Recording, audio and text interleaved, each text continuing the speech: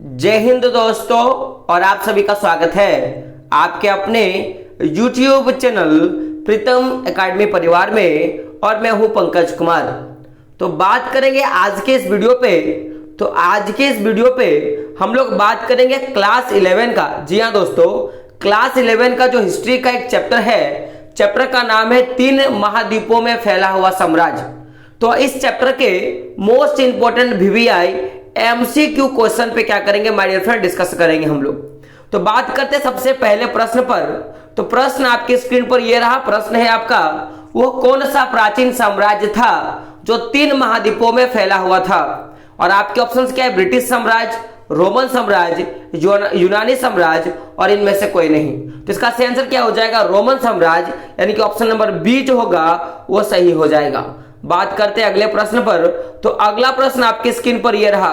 प्रश्न है आपका कि रोमन साम्राज्य की मुख्य भाषा क्या थी? तो रोमन साम्राज्य का जो मुख्य भाषा था उसको लैटिन बोला जाता था, यानी कि ऑप्शन नंबर 3 जो होगा क्या हो जाएगा? सही हो जाएगा। बात करते हैं तीसरे नंबर प्रश्न पर।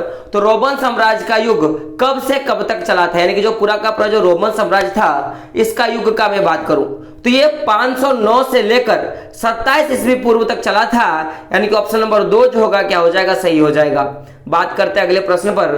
तो अगला प्रश्न देख सकते हो स्क्रीन पर यह रहा कि रोमन साम्राज्य का विस्तार किस महाद्वीप तक था? यानी कि ये जो रोमन साम्राज्य का जो विस्तार था वो किन किन महाद्वीप तक फैला हुआ था?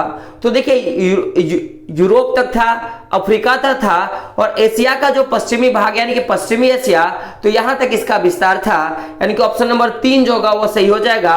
क्या क्या हो जाएगा? यूरोप, अफ्रीका और पश्चिमी एशिया क्या होगा? इसका सही आंसर हो जाएगा। देख सकते हो यहाँ पे नोट में क्या लिखा है कि रोमन साम्राज्य का विस्तार 3 महाद्वीपों में था। और ये 3 महाद्वीप के बारे में हम लोगों ने बात किया। क्या क्या हो गया आपका? यूरोप, अफ्रीका और पश्चिमी एशिया। बात करते हैं अगले प्रश्न पर। तो अगला प्रश्न देख सकते हो आपका क्या है कि रोम ये क्या सम्राट है? ठीक है, रोम का सम्राट है। तो रोमन सम्राट कॉन्स्टेंटाइन किस सदी में ईसाई बना? इन्होंने क्या किया था? ईसाई धर्म को अपना लिया था। तो इसका सही आंसर क्या हो जाएगा? 4वीं सदी में। क्या 4वीं सदी में क्या किया था? इन्होंने ईसाई धर्म को अपनाया था और इसके बाद इन्होंने क्या किया था? ईसाई धर्म को राजधर्म के रूप में परिवर्तित कर दिया था। देख सकते हो नोट में यहाँ पे क्या लिखा है कि कॉन्स्टेंटाइन रोम का ईसाई सम्राट था, यानी कि रोम का पहला ईसाई सम्राट कौन था? तो कॉन्स्टेंटाइन था। बात करें अगले प्रश्न पर।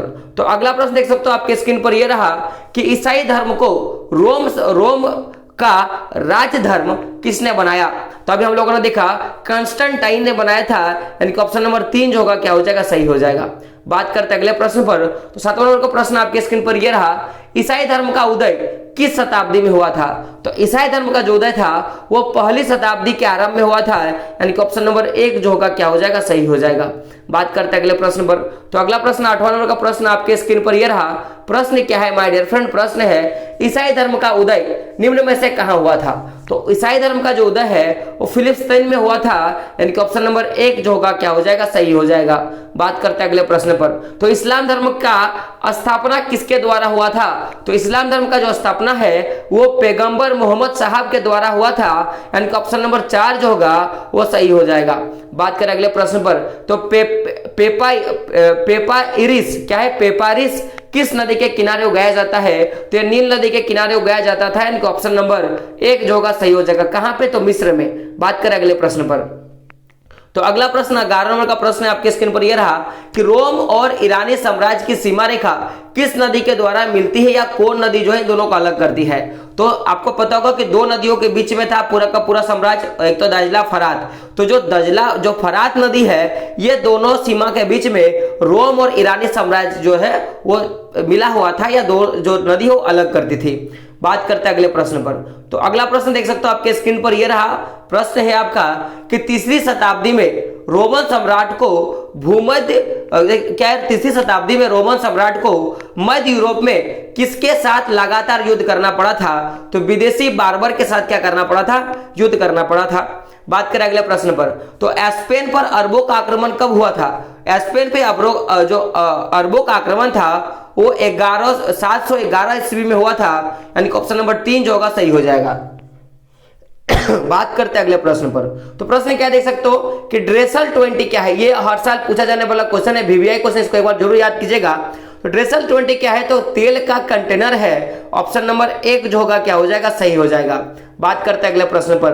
प्रश्न है कि सॉलिड्रस क्या था, तो सॉलिड्रस क्या था, ऑप्शन देख सकते हो क्या, चांदी का सिक्का, सोने का सिक्का, तांबा का सिक्का, एक चमड़ा का सिक्का। तो सोने का सिक्का क्या होगा, इसका सही आंसर हो जाएगा ऑप्शन नंबर बी जो होगा वो सही हो जाएगा। बात करें अगले प्रश्न पर, तो सॉलिड्रस क्या था, एक सोने का सिक्का था, को किस सम्राट के द्वारा चलाया गया था, तो ये जो कंस्टेंटाइन जो है इसके द्वारा चलाया गया था, यानी कि ऑप्शन नंबर 3 जो होगा वो सही हो जाएगा। अगला प्रश्न देख सकते हो क्या है, दिनारियस क्या है, तो दिनारियस का मैं बात करूं तो सोने का सिक्का और चांदी का सिक्का दोनों। तो देखिए दोनों इसलिए होगा क्योंकि बहुत सारे बुक में आपको कहीं सोने का सिक्का दिखेगा, कहीं कहीं चांदी का सिक्का दिखेगा। तो एक्चुअली बुक में दिया था कि ये दोनों ही होते, किसी किसी प्रांत में सोने के सिक्के को दिनारियस कहा जाता था, किसी किसी प्रांत में चांदी के सिक्के को दिनारियस कहा जाता था, यानी कि ये दोनों सही हो जाएगा ऑप्शन नंबर, अगर आपका ये दोनों है तो ये दोनों में ही आपको मारना है। बात करें 18वें प्रश्न पर, तो रोमनवासी किन किन देवताओं का पूजा करते थे, तो देखिए जुपिटर का करते थे, जूना का करते थे, मिनवी का करते थे, मार्स का करते थे। तो ये सभी जो होगा इसका सही आंसर हो जाएगा ऑप्शन नंबर 5 जो होगा वो सही हो जाएगा। बात करते अगले प्रश्न पर, तो रोमन साम्राज्य में फसलों की रक्षा करने वाले देवता इनमें से कौन सा था, तो जो जुपिटर था इनको फसलों का देवता कहा जाता था, यानी कि ऑप्शन नंबर 1 जो होगा क्या हो जाएगा, सही हो जाएगा। बात करते अगले प्रश्न पर, तो निम्न में कौन साम्राज्य के प्रमुख खिलाड़ी था, निम्न में यहां पे से छूट गया, निम्न में से कौन रोम साम्राज्य के प्रमुख खिलाड़ी था, तो देखिएगा प्रमुख 3 खिलाड़ी था, सम्राट, सीनेट और सेना। तो ये सभी क्या होगा, इसका सही आंसर हो जाएगा, सम्राट, सीनेट और सेना क्या होगा, इसका सही आंसर हो जाएगा।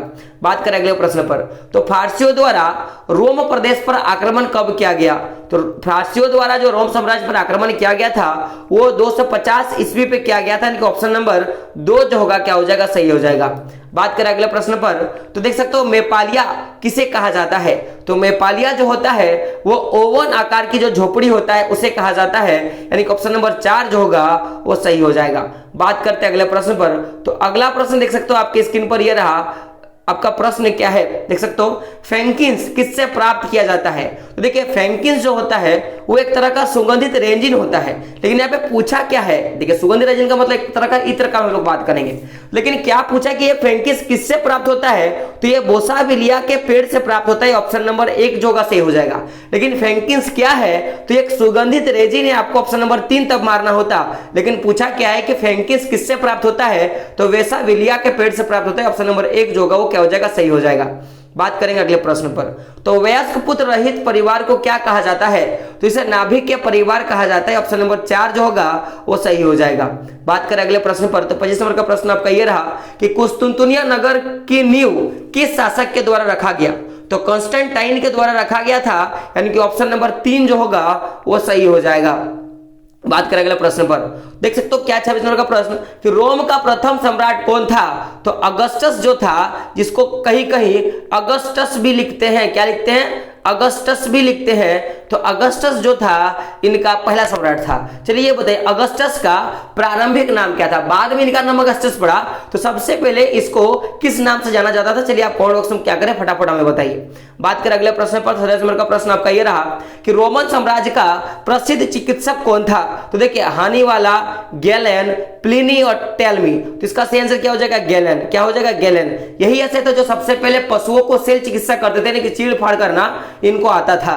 बात करें 28 नंबर प्रश्न पे, तो प्रश्न देख सकते हो आपका क्या है कि रोम नगर किस नदी के किनारे बसा हुआ है, तो रोम नगर जो है वो टाइबर नदी के किनारे बसा हुआ है, ऑप्शन नंबर 3 जो होगा वो सही हो जाएगा।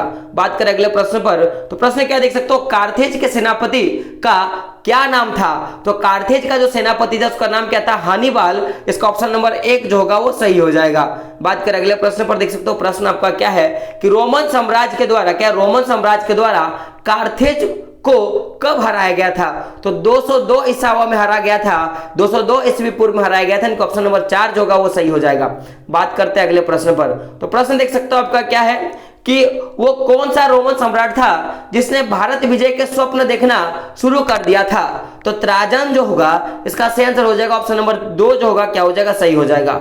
बात करते हैं अगले प्रश्न आपका ये रहा कि निम्न में से कौन खगोल और भूगोल शास्त्र के लिए जाना जाता था। तो ये जो ऑप्शन देख सकते हो टॉलमी, गैलेन, जूलियस और ये सभी, तो इनमें से जो टॉलमी जो था, टॉलमी इनको खगोल विज्ञान का और भूगोल शास्त्र का जनक या पिता कहा जाता है, यानी ऑप्शन नंबर 1 जो होगा वो सही हो जाएगा। बात करते हैं अगले प्रश्न पर। तो अगला प्रश्न देख सकते हो आपका क्या है कि निम्न में से कौन सा चिकित्सा शास्त्र और सेल चिकित्सा पर एक ग्रंथ की रचना की थी। तो देखिए टॉलमी नहीं होगा, गैलेन जो होगा इसका सही आंसर हो जाएगा। तो गैलेन ने क्या किया था, चिकित्सा शास्त्र पर और सेल चिकित्सा शास्त्र पर एक ग्रंथ का रचना किया था। बात करें अगले प्रश्न पे, देख सकते हो प्रश्न क्या है कि जूलियस सीजर के नाम पर किस महीने का नाम रखा गया।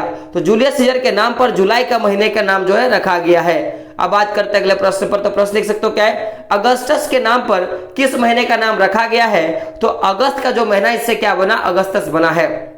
बात करते हैं अगले प्रश्न पर। तो धनी कुलीन वर्ग का समूह जो शासन चलाता था क्या कहलाता था। तो इसे सीनेट कहा जाता था। ऑप्शन नंबर 2 जो होगा क्या हो जाएगा, सही हो जाएगा। बात करते हैं अगले प्रश्न पर, देख सकते हो प्रश्न क्या है, कॉर्पस जूरियस सिविलिस है ना, ये देख सकते हो किताब है, ये किस प्रकार की किताब था। तो ये एक प्रकार का कानूनी किताब था, यानी कि ऑप्शन नंबर 3 जो होगा वो सही हो जाएगा। बात करते हैं अगले प्रश्न पर। तो प्रश्न देख सकते हो क्या है, इनमें से किस सम्राट का नाम एक कानून निर्माता के नाम पर प्रसिद्ध हुआ। तो जो जस्टिनियन था इनका नाम एक कानून निर्माता के नाम पर प्रसिद्ध हुआ। तो ऑप्शन नंबर 4 जो होगा वो सही हो जाएगा।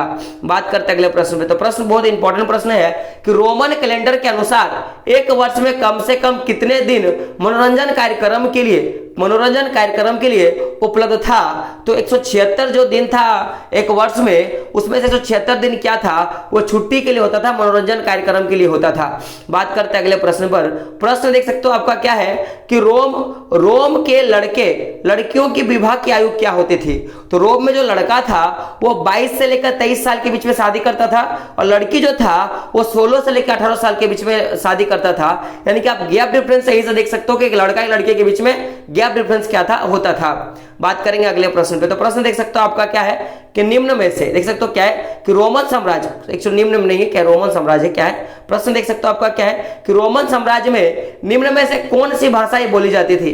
तो देखिए रोम साम्राज्य के पश्चिम, उत्तर दक्षिण अगर ऐसे करेंगे तो हर जगह देखिए कहीं कहीं अरामाइक बोला जाता था, कहीं कहीं कोपिटिक बोला जाता था, है ना, ट्यूनिक बोला जाता था, है ना, कहीं कहीं देख सकते हो क्या कैल्टिक, कॉल्टिक बोला जाता था। यानी कि ये सभी क्या होगा, इसका सही आंसर हो जाएगा कि रोमन साम्राज्य में इन सारी भाषाओं का चलन था। बात करेंगे अगले प्रश्न पे। तो प्रश्न देख सकते हो आपका क्या है, बिल्समर का प्रश्न है कि कैस्टला की क्या विशेषता थी।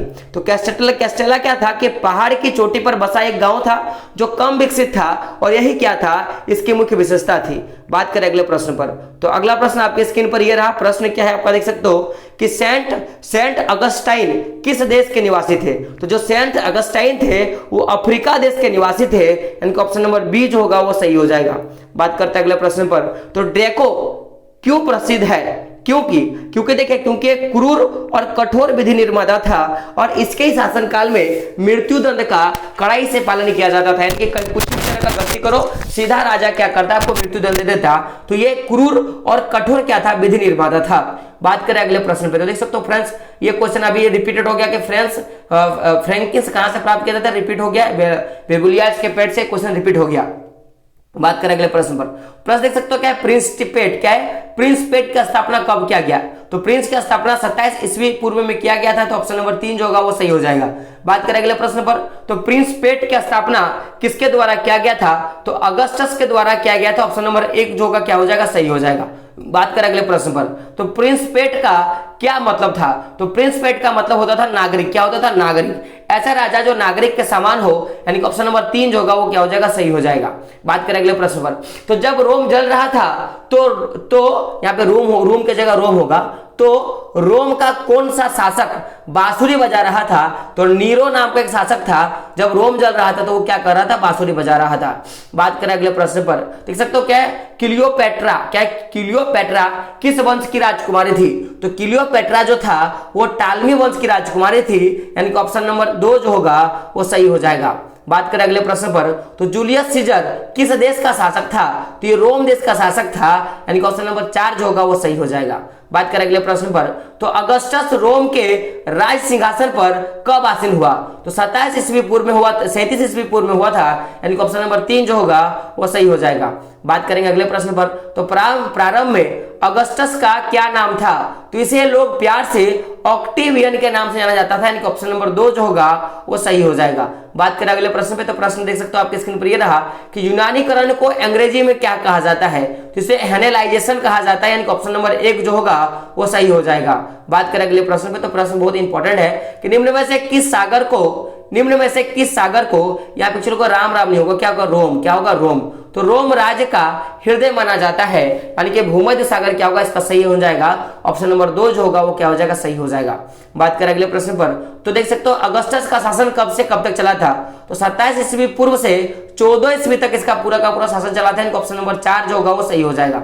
बात करें अगले प्रश्न पर, तो अफ्रीका को वेंडोलों के कब्जे से किसने आजाद कराया था? तो जस्टिनियन ने कराया था, ऑप्शन नंबर 3 जो होगा वो सही हो जाएगा। बात करें अगले प्रश्न पे, तो प्रश्न देख सकते हो आपके स्क्रीन पर ये रहा कि किस ईरानी शासक की तुलना भारतीय सम्राट चंद्रगुप्त मौर्य एवं यूनानी शासक अलेक्जेंडर से किया गया है? तो जो साइरस होगा, यानी कि ऑप्शन नंबर 1 जो होगा वो सही हो जाएगा। बात करें अगले प्रश्न पर, देख सकते हो कि सिकंदर ने रोक्साना से विवाह किया था। सिकंदर ने किससे शादी किया था? रोक्साना से। और ये किसकी पुत्री थी?